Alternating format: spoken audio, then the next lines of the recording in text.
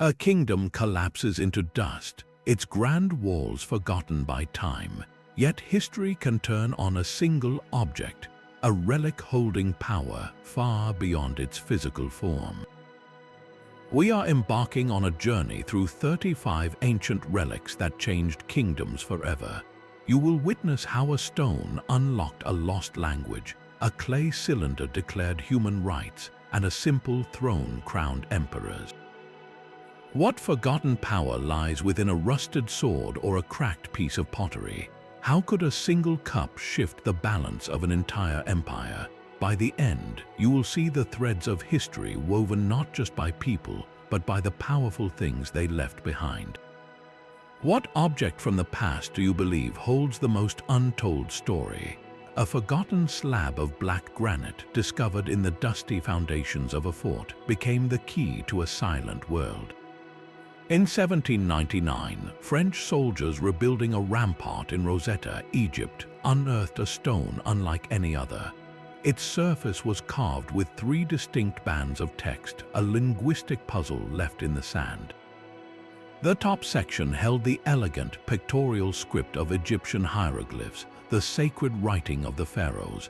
The middle band was demotic, the common script of everyday Egyptian life. And at the bottom, clearly legible to the scholars of the time, was ancient Greek. This was the Rosetta Stone, a single decree from a council of priests repeated in 3 tongues.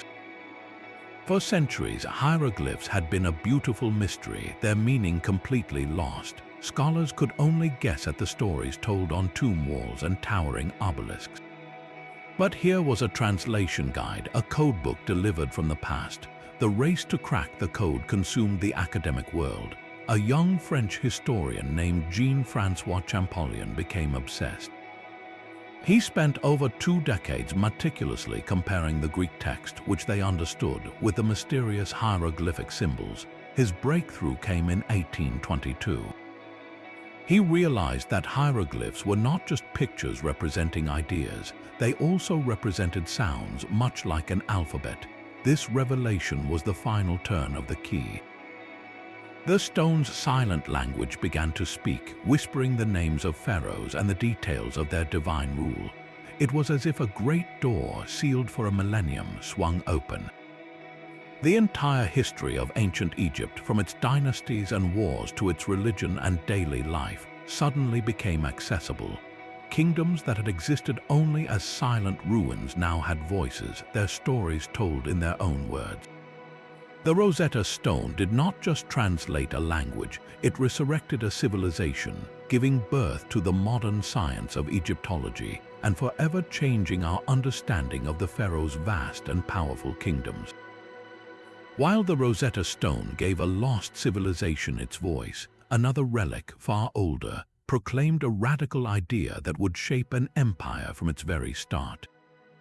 In the year 539 before the Common Era, the Persian king Cyrus the Great marched his armies into the ancient city of Babylon. He did not arrive as a typical conqueror, bringing fire and sword to subjugate the population.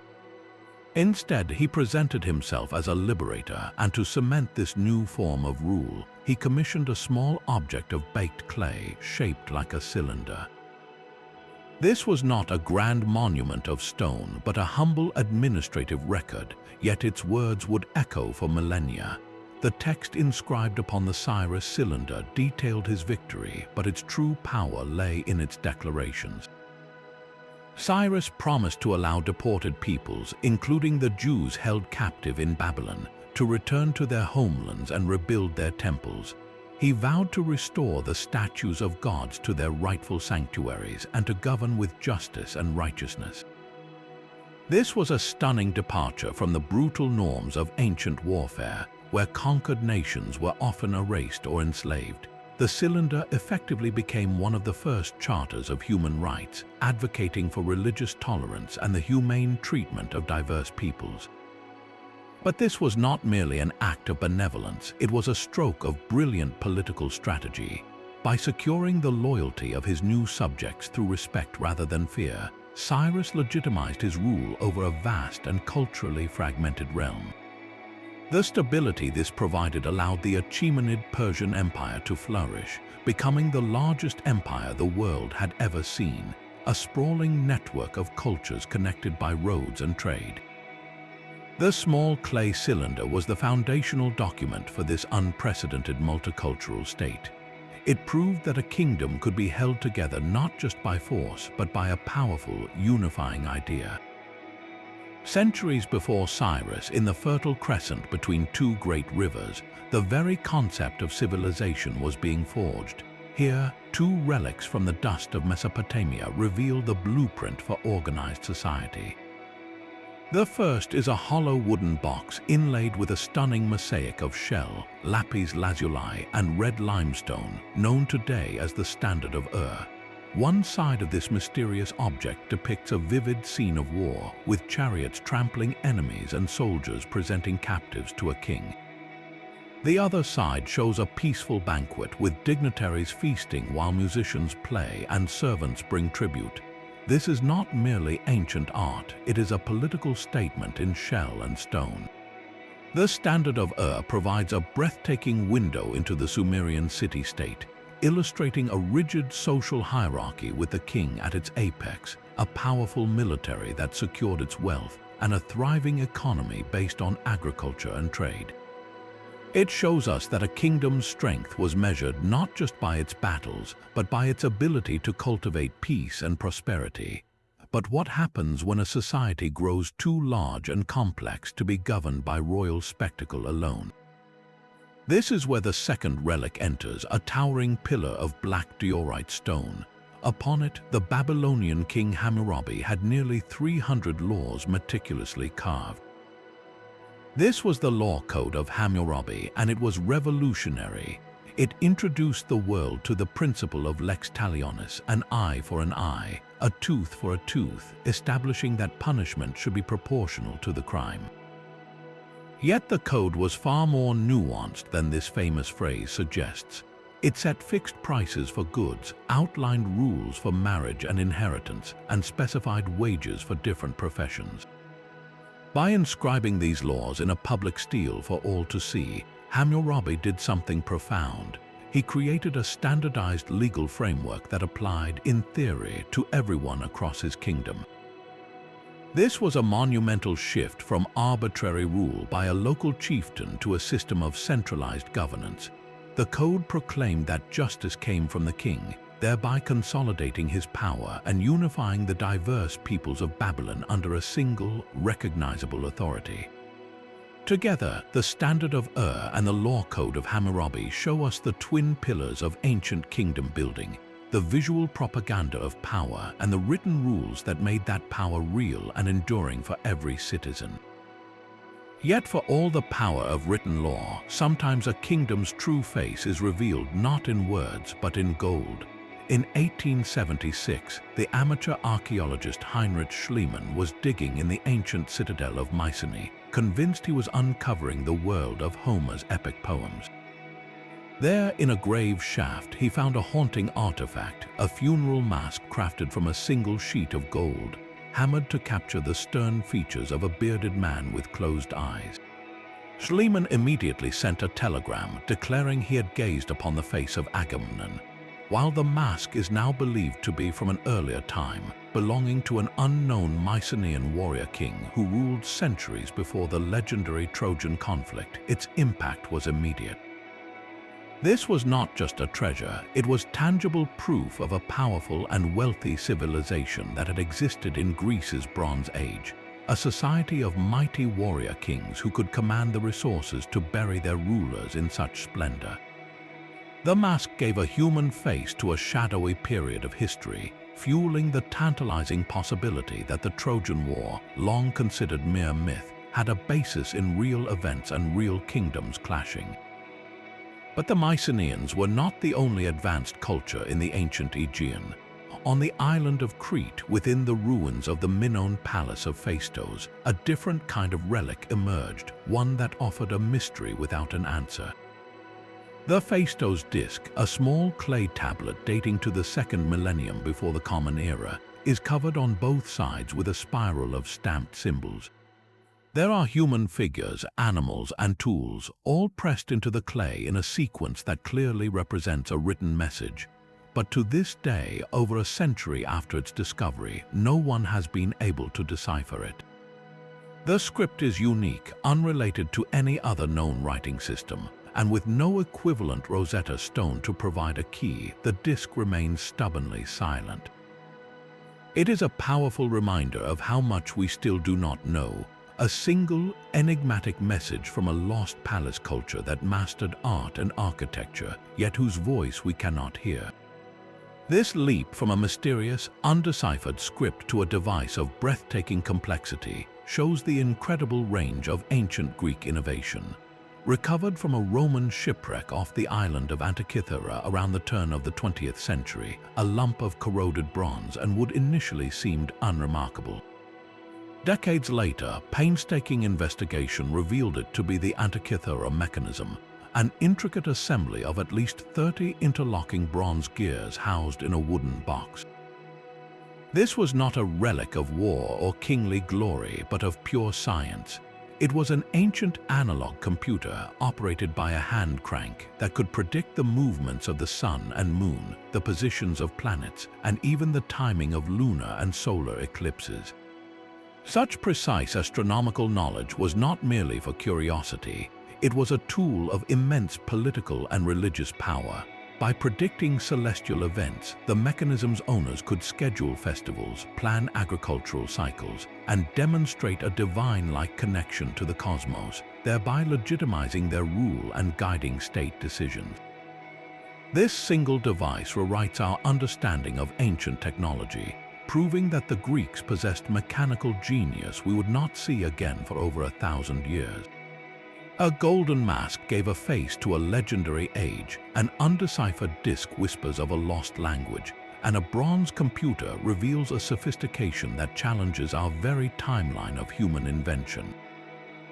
A single strike of a farmer's shovel in Shaanxi province in 1974 uncovered more than just dry earth. It cracked open the hidden gateway to an emperor's afterlife. What the farmers found, and what archaeologists would later unearth, was an entire subterranean army frozen in time. Thousands of life-sized terracotta soldiers stood in perfect military formation, each one with a unique face, accompanied by chariots and horses, all crafted from fired clay. This was the eternal guard for China's first emperor, Qin Shi Huang, the man who had brutally united 7 warring states into a single, centralized Chinese empire. The sheer scale of this project is staggering, a testament to a power so absolute it could command the afterlife itself. But this was not merely a display of wealth, it was a profound statement of belief.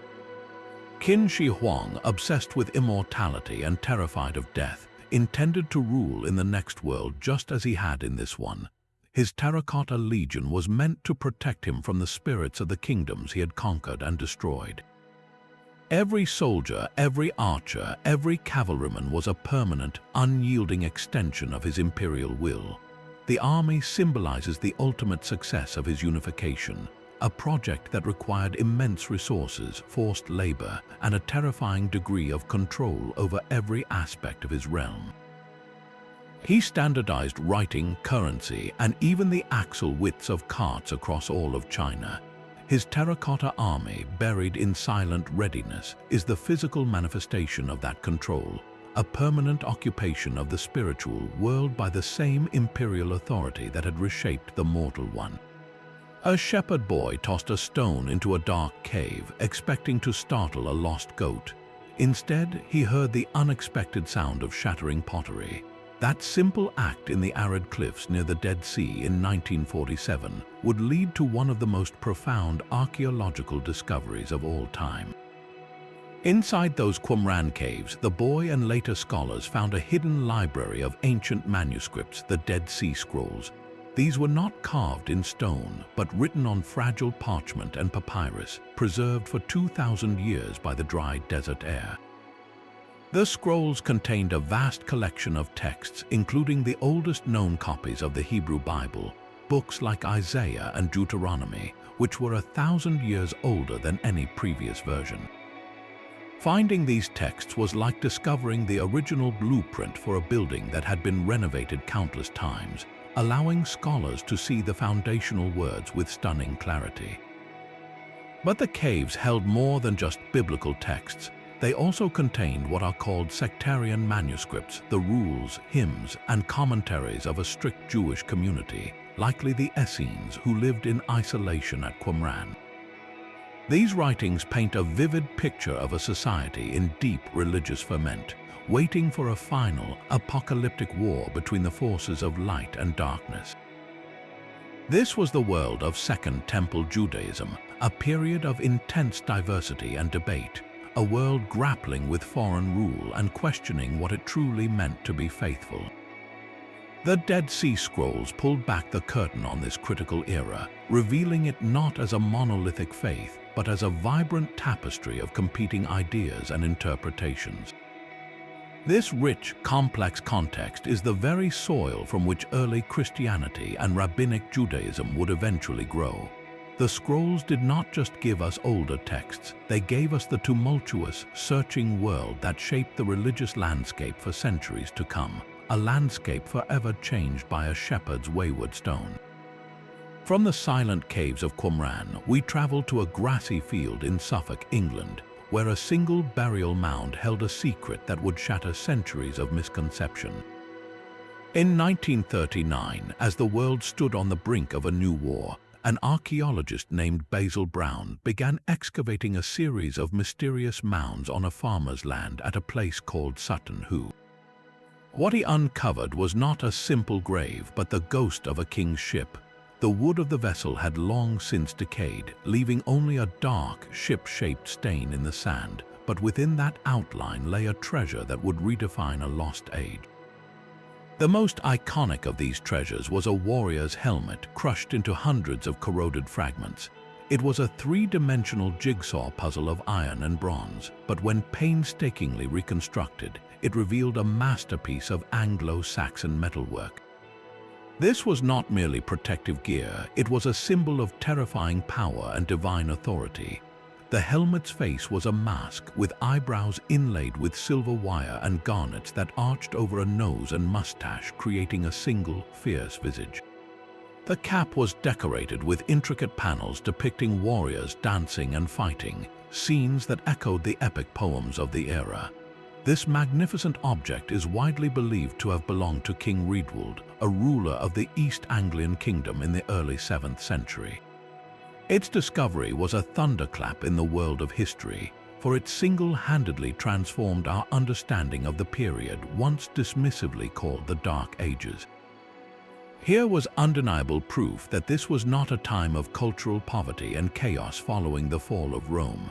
Instead, the helmet spoke of a society with breathtaking artistic skill, complex social hierarchies, and kings who commanded immense wealth. The garnets in its design were traced to lands as far away as India and Sri Lanka, revealing trade networks that stretched across continents. The craftsmanship rivaled anything being produced in Europe at the time. The Sutton Hoo burial, with its helmet as the centerpiece, proved that early medieval England was a land of powerful, sophisticated, and interconnected kingdoms, whose rulers understood the profound language of symbols worn right on their heads. The silent, staring faces of the Moai on Rapa Nui hold a warning written in stone. Scattered across the remote Pacific island, these colossal statues, some weighing over 80 tons, are monuments to a powerful and organized society. The ancestors of the Rapa Nui people carved nearly 1,000 of these figures from compressed volcanic ash, transporting them miles across the island to massive ceremonial platforms. How did a people with no metal tools or wheels move such immense weights? The prevailing theory suggests a system of ropes, wooden sledges, and carefully engineered paths, a communal effort that must have consumed the entire society. This was the central project of their chiefdom, a ritual that reinforced social order and demonstrated the power of rival clans, but this very success may have sown the seeds of collapse. The island's limited resources, especially its forests, were likely felt to provide rollers and levers for the statues, As the trees vanished, the soil eroded, and the means to build fishing canoes disappeared. The society that had raised the moai as symbols of life and connection to the ancestors eventually fractured, its people turning to civil war in a stripped landscape. These stone giants are a haunting testament to how a kingdom's greatest ambition can become its undoing, a relic of both incredible human achievement and profound ecological consequence. Half a world away, a far more subtle artifact from ancient Iraq suggests a different kind of power entirely. In the 1930s, a clay jar was unearthed near Baghdad dating to the Parthian or Sasanian period. Inside was a copper cylinder sealed at the bottom with asphalt, and within that cylinder an iron rod. To some archaeologists, this odd assembly looked uncannily like a primitive electric battery. The hypothesis is that if the jar were filled with an acidic liquid like vinegar or wine, it would create a chemical reaction between the different metals, generating a small electrical charge. If this interpretation is correct, the implications are staggering. It would mean that certain ancient cultures possessed a foundational understanding of electrochemistry over 1,000 years before it was officially discovered in the West. But what would they have used such a faint current for? The most compelling theory suggests electroplating, perhaps to deposit a thin layer of gold or silver onto other metals for decorative objects, a form of ancient gilding. Without written records to confirm its purpose, the Baghdad battery remains a controversial and enigmatic object. Yet its mere existence forces us to reconsider the technological landscape of these ancient empires. It hints at workshops filled with experiments and applications now completely lost to time, a flicker of knowledge that, if true, illuminates a path of scientific inquiry that history simply forgot to record. The legend of a simple Roman spear carries a weight that reshaped empires. This is the story of the Holy Lance, the weapon said to have pierced the side of Christ during the crucifixion. More than just an artifact, it became known as the Spear of Destiny, an object believed to hold a sacred and terrifying power. The story goes that whoever possessed this lance and understood its secret would command an invincible army and hold the fate of the world in their hands. Its fabled journey through history is a map of political ambition. It was first claimed by the Roman Emperor Constantine the Great, who, before a pivotal battle, reportedly saw a vision of a cross in the sky with the words, "In this sign, conquer." He credited his subsequent victory to divine favor, and tradition later wove the lance into his legend, suggesting it was the physical proof of his heavenly mandate. Centuries later, the great Frankish king Charlemagne, who sought to rebuild a Christian Roman Empire in the West, was said to have carried the lance into 47 battles without a single loss. He believed it was the source of his unconquerable might, a direct line to God's will that legitimized his rule over a fractured continent. The psychological power of such an object cannot be overstated.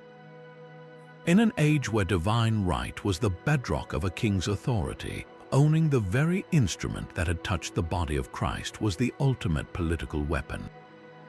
It was not merely a symbol, it was perceived as a battery for divine power, charging its holder with an aura of invincibility that could cow rivals and unite fractious nobles under a single banner. To control the lance was to control the narrative of heaven itself, a story medieval rulers were desperate to write themselves into, forever altering the balance of power across European kingdoms. A crown is more than gold and jewels, it is an idea given physical form. For the nation of Hungary, one such crown became the very soul of the kingdom. The crown of Saint Stephen, with its distinctive bent cross and stunning Byzantine enamels, is a masterpiece of medieval goldsmithing, traditionally believed to have been a gift from Pope Sylvester II to King Stephen, the first Christian king of Hungary, around the year 1000. Its true origins are a tapestry woven from history and legend. What mattered was not its precise maker, but the profound power it accumulated. This was not merely a piece of royal regalia, it was a sacred object, a holy relic that transformed the king who wore it into God's anointed ruler on earth. But its true political genius emerged over the centuries. Hungarian legal scholars developed a radical doctrine known as the doctrine of the Holy Crown. This concept declared that sovereignty did not reside in the person of the king, but in the crown itself. The physical object became the embodiment of the state, a permanent entity representing the entire Hungarian nation and its territory. Kings did not own the crown, they were merely its temporary custodians, and their authority was only legitimate if they were crowned with it. This was a revolutionary check on royal power. It meant that a kingdom could survive the death of a king, a change in dynasty, or even foreign occupation, so long as the crown endured. Through invasions, civil wars, and the rule of Habsburg emperors, the crown of Saint Stephen remained the unshakable symbol of Hungarian statehood. It was the one constant, the focal point for national identity when everything else was in flux. To possess it was to claim legitimacy over the land, and to defend it was to defend the nation itself. This golden circle of metal became more powerful than any army, for it held the collective spirit of a people, proving that a kingdom's most potent relic can be the idea of unity itself, forged in gold and sanctified by time. A diamond carries more than light, it carries the weight of entire kingdoms in its facets.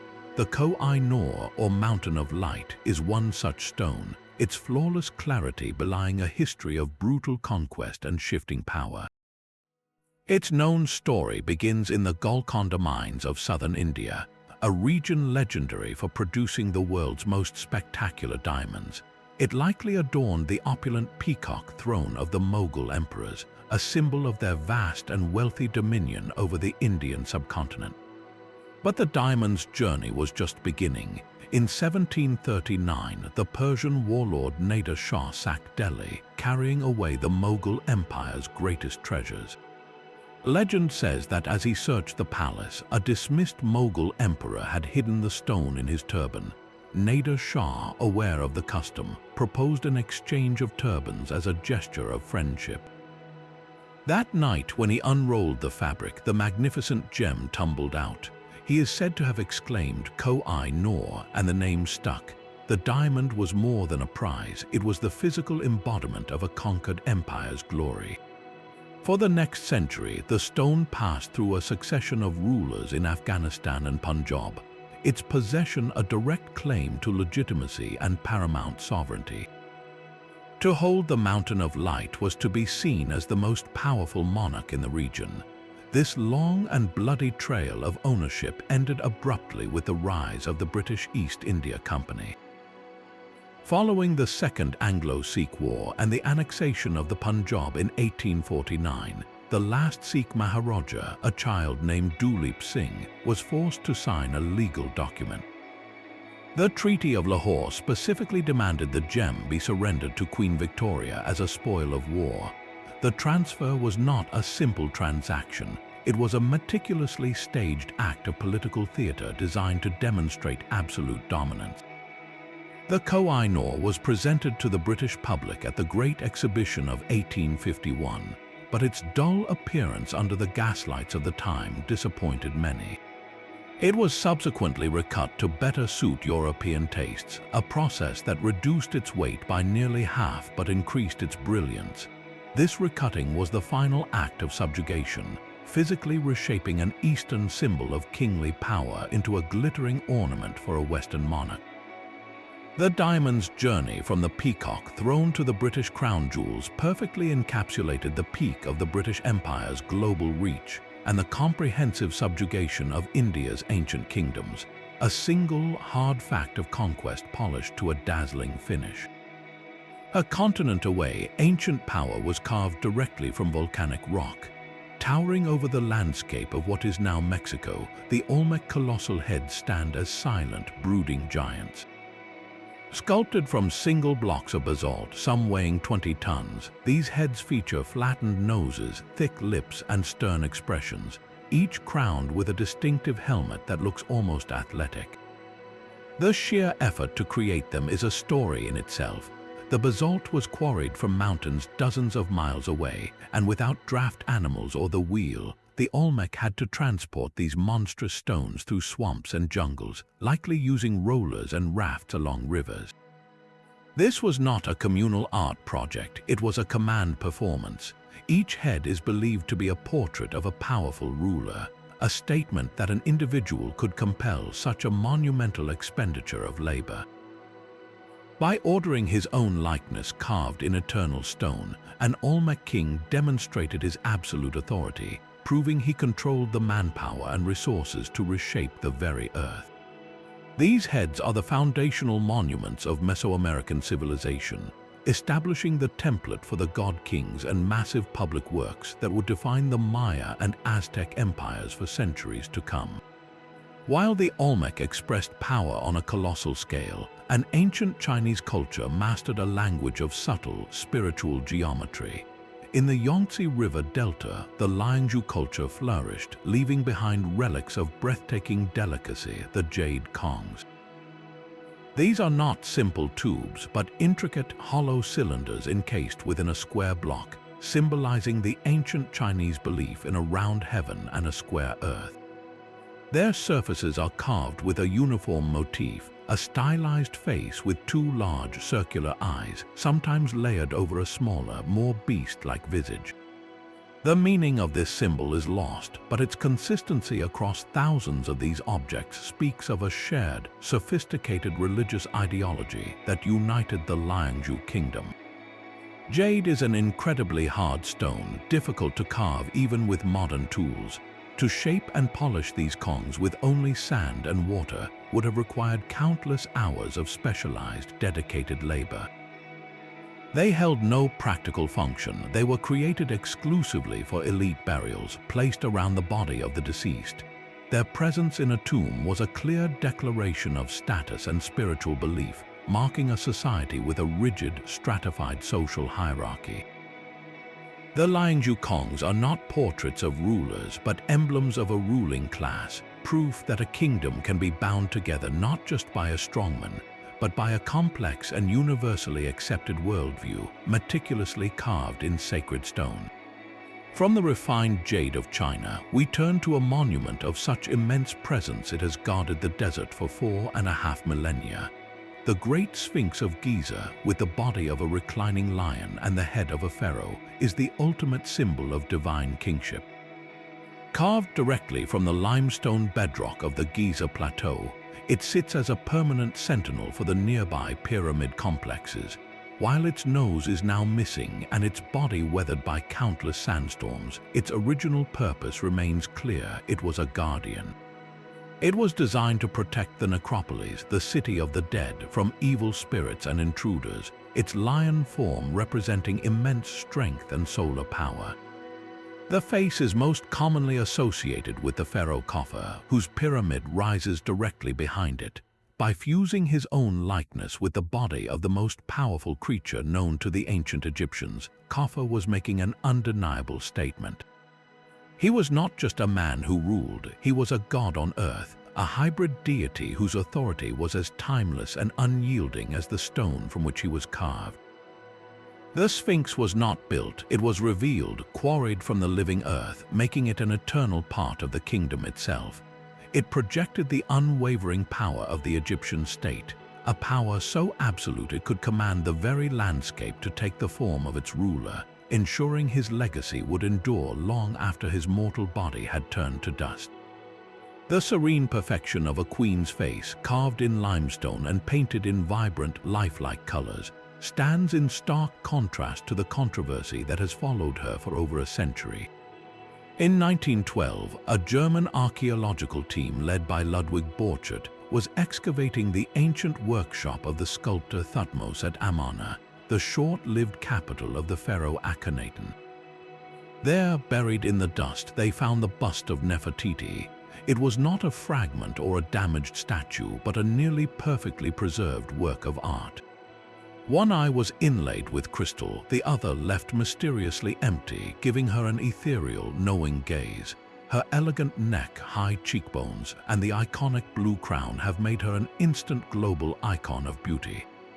Yet the circumstances of her discovery ignited a diplomatic firestorm. Accusations persist that Borchardt deliberately misled Egyptian authorities about the bust's significance to secure its export to Germany, a claim that fuels demands for its repatriation to this day. But beyond the modern dispute, the bust is a portal to one of the most radical revolutions in Egyptian history. Nefertiti was the great royal wife of Akhenaten, the pharaoh who overthrew Egypt's entire religious system. He abandoned the traditional pantheon of gods headed by Amun and declared that only one deity should be worshipped, the sun disk known as the Aten. This shift to a form of monotheism was unprecedented. Akhenaten moved the capital to a brand new city, Amarna, dedicated solely to the Aten, and art changed dramatically. The stiff, formal style of earlier pharaohs was replaced by the fluid, almost exaggerated realism seen in Nefertiti's bust, with its elongated features and intimate portrayal. She was far more than a consort. Reliefs show her standing equal in size to her husband, smiting enemies and making offerings to the Aten, actions usually reserved for a pharaoh alone. This has led many scholars to believe she may have ruled as a co-regent, perhaps even as the mysterious pharaoh Smenkhkare who briefly succeeded Akhenaten. The bust of Nefertiti, therefore, is not just a pretty face. It is the human symbol of a kingdom's identity violently upended, a 19-year experiment that challenged 1,000 years of tradition. It captures the face of the woman who stood at the very center of that earthquake, a revolution in religion, art, and power frozen in time. While the colossal Sphinx and the serene bust of Nefertiti were carved from stone, another Roman relic achieves its magic with light itself. The Lycurgus cup appears to be a simple jade green when light shines upon it, but hold it up to a lamp, and the entire vessel glows with a deep, translucent ruby red. This is not a trick of stained glass, it is ancient nanotechnology in action.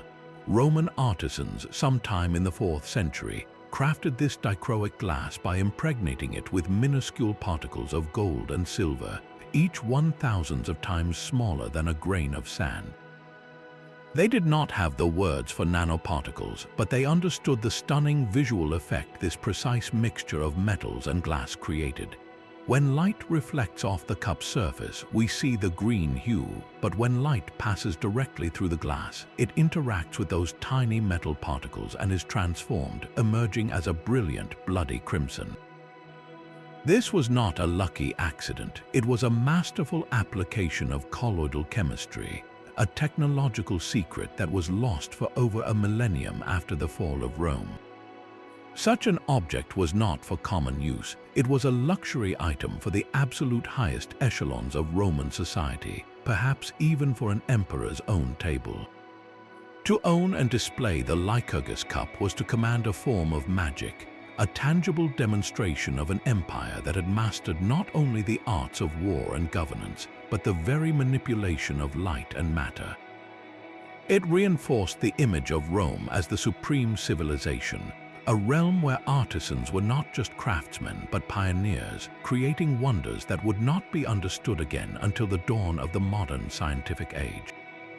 The mastery of metal that once adorned a royal palace stands in stark contrast to the violence that scattered it across the globe.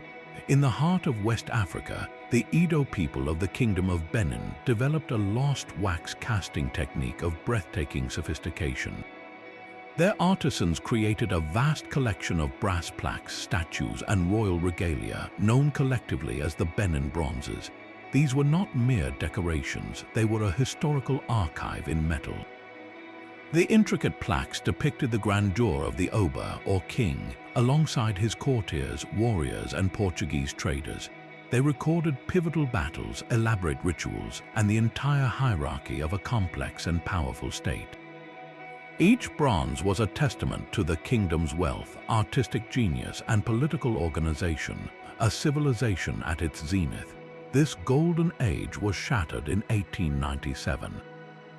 A British colonial force, citing the killing of a previous diplomatic mission, launched the punitive expedition against Benin. The invasion was swift and brutal. British troops overwhelmed the kingdom, burning the royal palace and the city to the ground. In the aftermath, they systematically looted the palace treasury, seizing thousands of the bronze plaques, ivory carvings, and other priceless artifacts.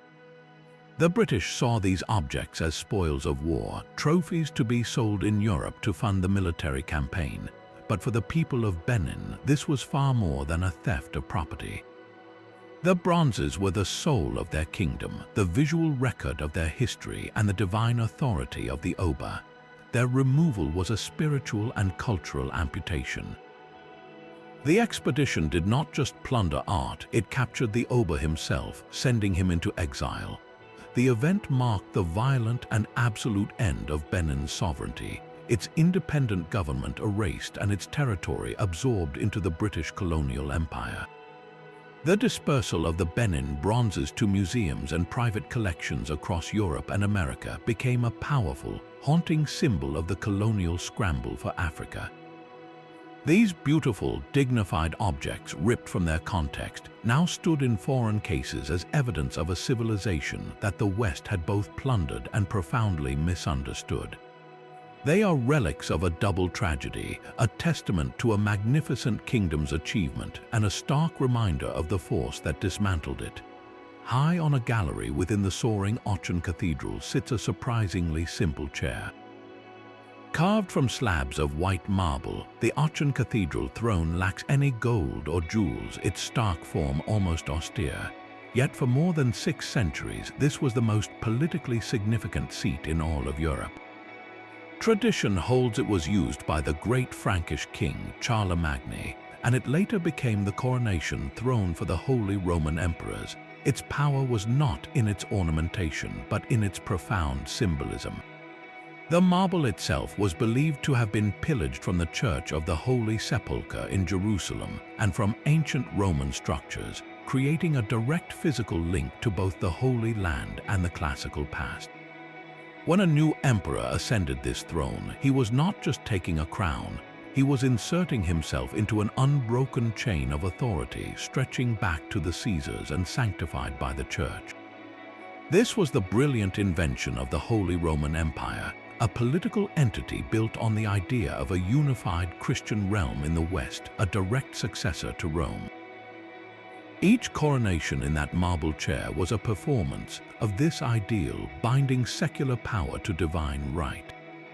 The throne transformed a man into an emperor, and in doing so, it cemented a vision of European unity that would shape politics, war, and culture for 1,000 years, proving that the most powerful relic can sometimes be the simplest one, a seat that held not just a king, but an entire idea of empire.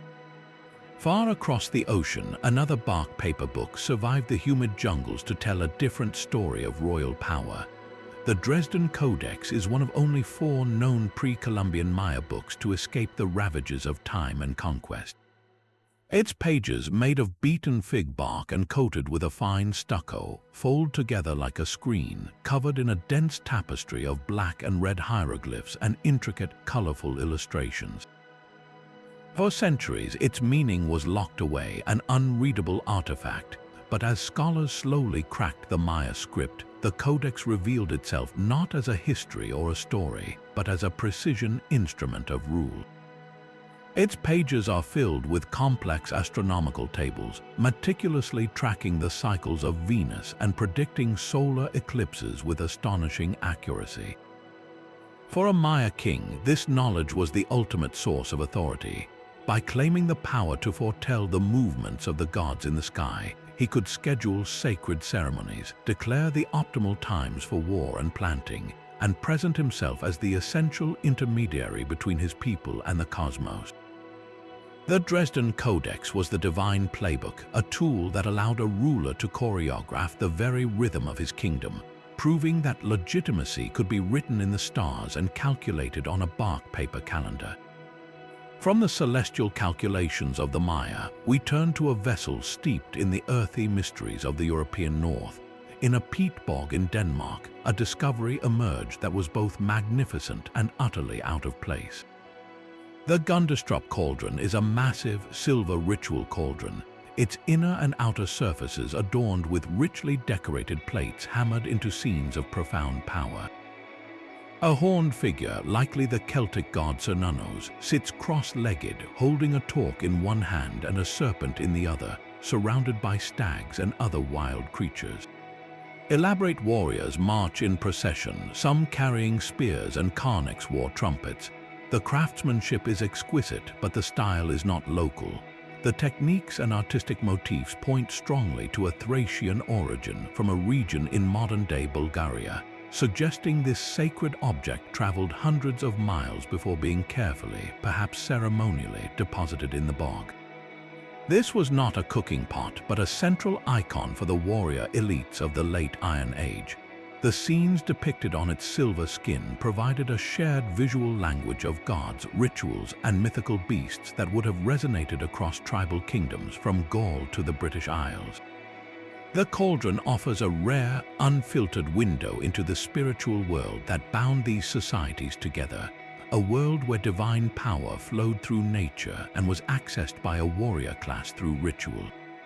Its very presence in the north, a foreign masterpiece adopted by local chieftains, speaks to the interconnectedness of these European tribes and the potent religious beliefs that helped structure their fledgling kingdoms, long before the legions of Rome arrived to write their own history. The same hands that painstakingly copied sacred texts could also command gold and silver with breathtaking precision. Tucked away in a quiet Irish field in 1868, a young man digging for potatoes struck metal. What he unearthed was not a simple tool, but the Ardagh chalice, a two-handled cup that represents the apex of early medieval artistry. Crafted from a complex assembly of silver, bronze, and gold, its surface is a dense tapestry of intricate filigree. Delicate threads of gold are twisted and soldered into endless, interlacing patterns, a visual echo of the complex knotwork found in illuminated manuscripts like the Book of Kells. Studded throughout this metallic lace are panels of vibrant enamel, glowing with deep blues and reds. This was no ordinary drinking vessel. It was a sacred object designed to hold the Eucharistic wine during Mass, making it a direct conduit to the divine. But the chalice's existence speaks of a power that was both spiritual and fiercely worldly. It was created within the walls of an Irish monastic settlement, places that were far more than just quiet retreats for prayer. These were fortified cities of God, bustling centers of international learning, craft, and commerce. They controlled vast tracts of land, educated the elite, and served as the diplomatic and economic hubs for regional kings. The resources and skill required to produce the Ardagh chalice, from sourcing the gold and silver to mastering the advanced metalworking techniques, prove that these monasteries operated with the wealth and influence of royal courts. They were kingdoms of the mind and spirit, nodes in a network that connected Ireland to the wider Christian world, from the courts of Anglo-Saxon England to the palaces of the Frankish Empire. To hold this chalice during a religious ceremony was to demonstrate a power that blended heavenly authority with very earthly prestige, a statement that in the emerging kingdoms of Europe, the scriptorium and the smithy were just as vital to power as the sword. While monastic chalices spoke of divine power through precious metals, a 70-meter-long strip of embroidered linen wielded a different kind of authority entirely. The Bayeux Tapestry is a misnamed marvel, not a woven tapestry but an epic narrative stitched in wool thread on cloth. It unfolds like a vast medieval comic strip, chronicling the events leading to the most famous date in English history, 1066. This was not a neutral history book. It was a masterwork of political propaganda commissioned by William the Conqueror's half-brother, Bishop Odo, to justify the Norman invasion. The story begins with a promise depicting the frail Anglo-Saxon King Edward the Confessor entrusting his throne to Harold Godwinson, a powerful English earl. The tapestry then shows Harold traveling to Normandy, where he swears a sacred oath of loyalty to William, the Duke of Normandy, over a chest of holy relics. This single dramatic scene was the entire foundation of William's legal and moral claim. When Harold returned to England and took the crown after Edward's death, the tapestry portrays him not as a king, but as an oath-breaker, a usurper who had violated a holy vow. The narrative then shifts to the mechanics of conquest, showing William building a massive fleet of longships to cross the English Channel. One of the most famous panels depicts a group of terrified Anglo-Saxons pointing at a star with fiery streams, Halley's Comet, which blazed across the sky that year. For the Normans, this celestial event was a divine sign, a portent of God's displeasure with Harold and his blessing for William's cause. The climax is the brutal Battle of Hastings, rendered in chaotic, vivid detail. Norman cavalry charges, axes fly, and men fall in heaps. The tapestry's most contested scene shows King Harold struck in the eye by an arrow, a moment of visceral finality that sealed the fate of the Anglo-Saxon kingdom. The final surviving panel shows the English army fleeing, their defeat complete. Every stitch was designed to tell a single, compelling story, that William was the rightful heir, that Harold was a perjurer, and that God had sanctioned the Norman victory. By presenting this version of events across 70 meters of public art, the Normans rewrote history in cloth, transforming a violent, contested invasion into a legitimate succession. It was a permanent, portable record of conquest, meant to be displayed in churches and great halls, ensuring that the story of how the Anglo-Saxon kingdom became Norman would be the only story anyone remembered. No physical cup has ever been found, yet its legend has shaped the very ideal of kingship for centuries. The Holy Grail began its journey not in a royal treasury, but in the quiet solemnity of the Last Supper, said to be the vessel that held the wine Christ offered his disciples. This simple cup story grew with each retelling, transformed by medieval writers into an object of unimaginable power. It became the centerpiece of the Arthurian romances, a radiant, elusive goal for the Knights of the Round Table. Their quest was never a simple treasure hunt. It was a brutal trial of purity and faith, a metaphor for the arduous path to spiritual enlightenment. Only the most perfect knight, free from sin and wholly dedicated to God, could ever hope to find it. This idea directly tied the Grail to the health of the kingdom itself. In the tales, the land is blighted, its ruler the Fisher King, wounded and unable to heal or rule effectively. His physical suffering mirrors the spiritual sickness of his realm, a kingdom lying fallow and barren. The quest for the Grail, therefore, was not just for personal glory. It was a desperate mission to heal the king and, by extension, restore the entire land to fertility and peace. To succeed was to prove that a knight possessed the divine virtue required to lead. For a medieval audience, this story was a powerful lesson. It argued that a ruler's legitimacy did not come from bloodline or military might alone. True authority flowed from God's favor, and the Grail was the ultimate symbol of that favor. A king who could command or be served by a knight pure enough to win the Grail was a king whose rule was sanctified. The quest became the ultimate test of a court's righteousness, and possession of the relic, even in story, was the final proof of a kingdom blessed, its ruler a true paragon chosen by heaven. While the Holy Grail remains a legend of spiritual quests, one nation has built its entire imperial identity around 3 physical relics whose existence is an article of faith. The imperial regalia of Japan, known collectively as the 3 sacred treasures, are not displayed in museums or seen by the public.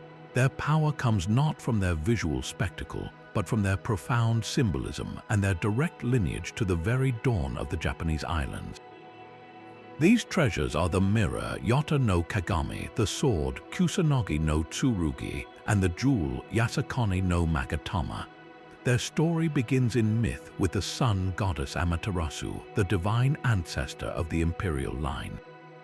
According to the ancient chronicles, when Amaterasu retreated into a celestial cave, plunging the world into darkness, the other gods devised a plan to lure her out.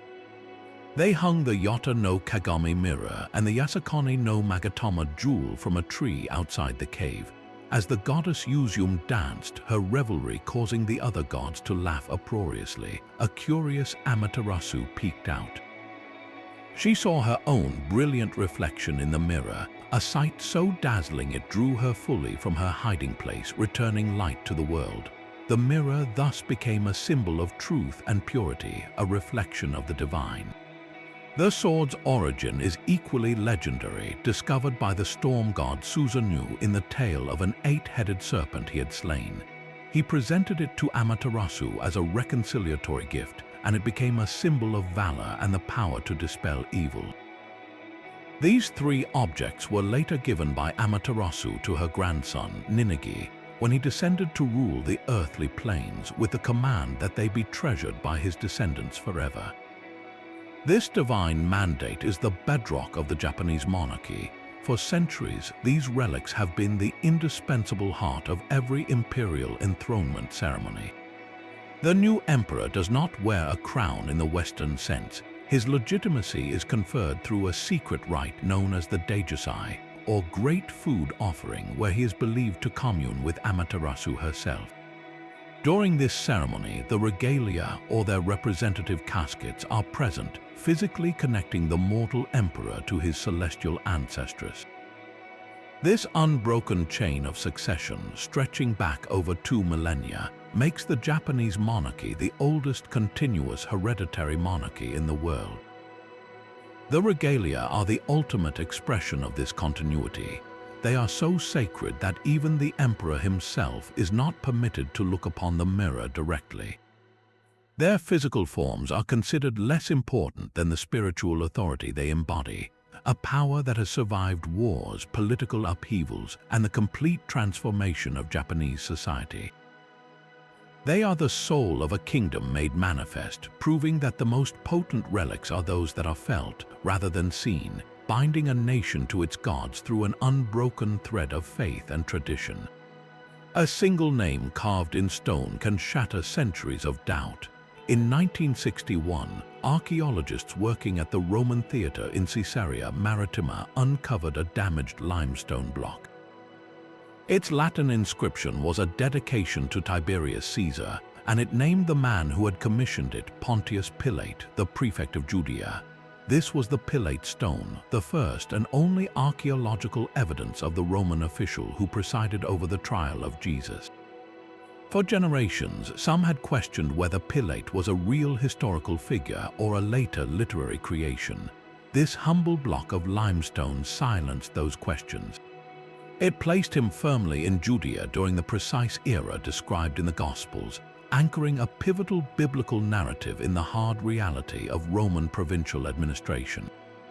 It was proof that the kingdom of Judea was ruled by a Roman prefect, a fact that shaped every aspect of life and whose political pressures could indeed lead to the crucifixion of a controversial preacher.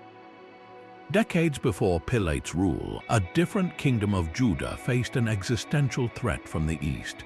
The Lachish reliefs, a series of stunning alabaster panels that once adorned the palace of the Assyrian king Sennacherib at Nineveh, depict this conquest not as a story of faith but of pure, overwhelming force. The panels show the brutal, methodical siege of the fortified Judean city of Lachish in 701 before the Common Era.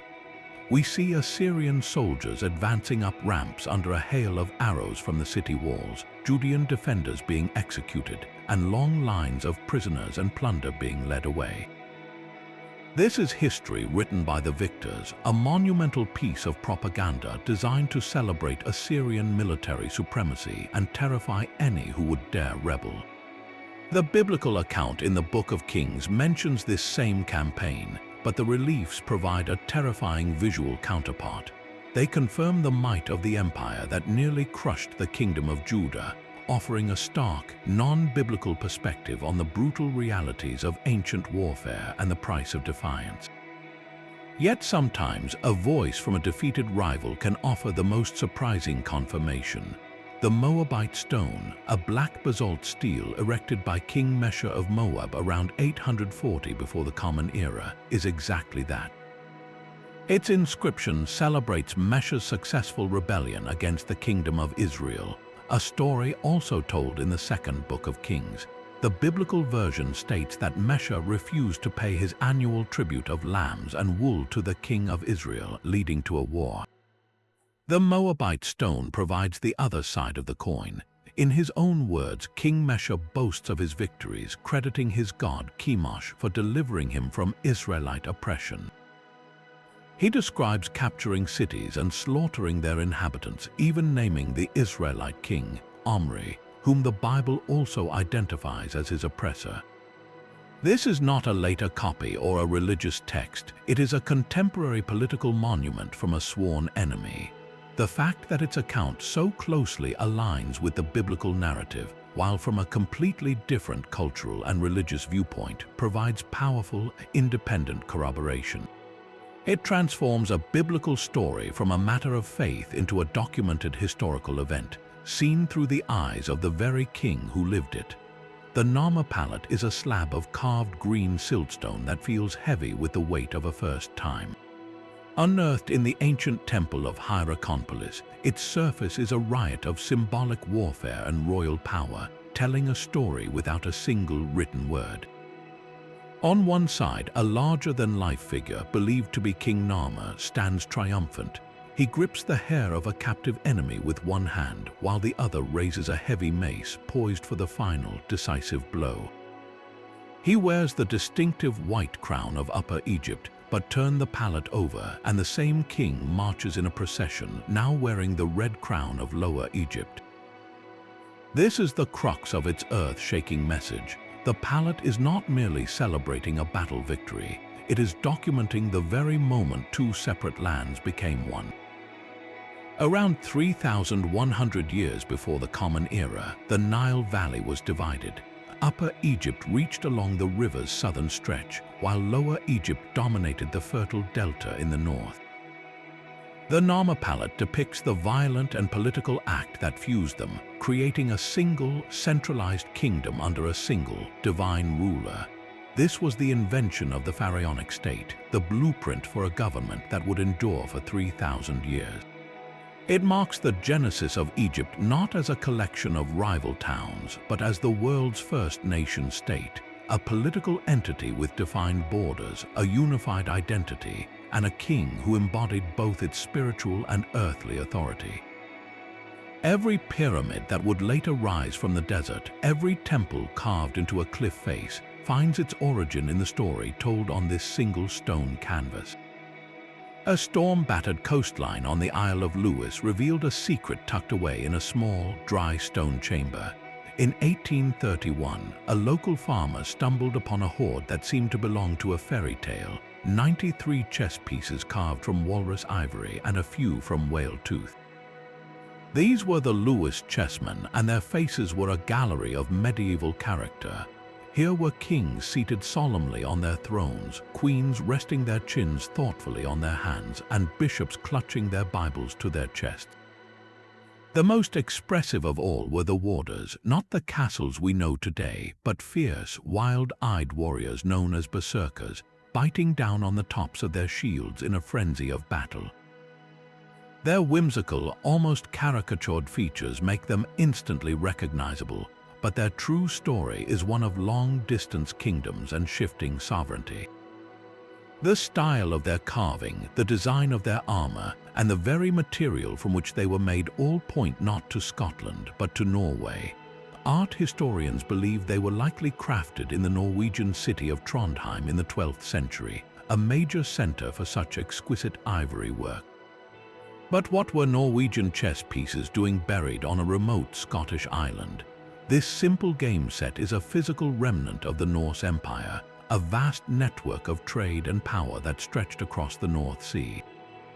For centuries, the islands of northern and western Scotland were not Scottish at all, but part of the Kingdom of Norway, ruled by Norse jarls. The chessmen were probably the prized possession of a wealthy Norse merchant or a chieftain traveling through his domains. Chess was not a child's game in this era. It was the royal game, a pastime of the elite that taught military strategy and political hierarchy. Each piece on the board represented a part of medieval society, from the king and queen down to the pawns. To own such a finely crafted set was to display your wealth, your sophistication, and your connection to a wider cosmopolitan world. The Lewis chessmen, hidden away for safekeeping and never retrieved, are more than just game pieces. They are tiny, frozen actors in the political drama of the North Atlantic, silent witnesses to a time when the sea was not a barrier, but a highway connecting the fates of kingdoms from Norway to the Isles. Yet the distribution of a king's remains can forge an empire as powerfully as their conquests in life. Following the Buddha's final passing, his mortal body was cremated, and a profound question emerged for his followers. What was to be done with the physical remnants of a teacher who had transcended the cycle of rebirth? The solution was both pragmatic and revolutionary. His ashes, bones, and teeth were divided among 8 ruling clans, each group receiving a portion to be enshrined within a burial mound known as a stupa. This act of sharing was not a simple funeral rite, it was the birth of a new form of power. These relics were not seen as mere bones, but as vessels of the Buddha's enduring spiritual energy, his compassion and teachings made physically present in the world. To possess a relic was to have a direct, tangible connection to the source of enlightenment itself. A kingdom that housed such a treasure became a spiritual center, a place of pilgrimage that attracted the devout and conferred immense prestige upon its ruler. This spiritual authority was masterfully harnessed by the Emperor Ashoka centuries later. After a brutal period of expansion, Ashoka was consumed by remorse and embraced the peaceful teachings of Buddhism. He set out to unify his vast Mauryan empire not through further force, but through a moral framework known as Dhamma. A central pillar of this project was the rediscovery and redistribution of the Buddha's original relics. Legend tells that Ashoka opened the original 8 stupas, collected the fragments, and then had them enshrined in thousands of new stupas constructed across the length and breadth of his domain, from the mountains of the north to the southern tip of the subcontinent. This was a political and spiritual masterstroke. Each new stupa was a permanent outpost of the state's authority, but it was a gentle authority promising peace and moral order. By planting these relics in diverse and distant lands, Ashoka wove a unified cultural fabric across a sprawling and varied empire. Local chieftains and regional kings gained prestige by hosting a stupa, binding their loyalty to an emperor who provided them with such a potent symbol of legitimacy. The relics became nodes in a network of shared belief, a physical map of the empire that every pilgrim could walk. Ashoka proved that the most powerful conquest could be the conquest of the heart, and that the humble fragments of a single human body could become the sacred anchors for a kingdom's soul. Buried in the dark, wet soil of a Chinese tomb for more than 2 millennia, a weapon awaited its rediscovery with a patient gleam. In 1965, archaeologists working at a site in Hubei province made a stunning find within a waterlogged coffin.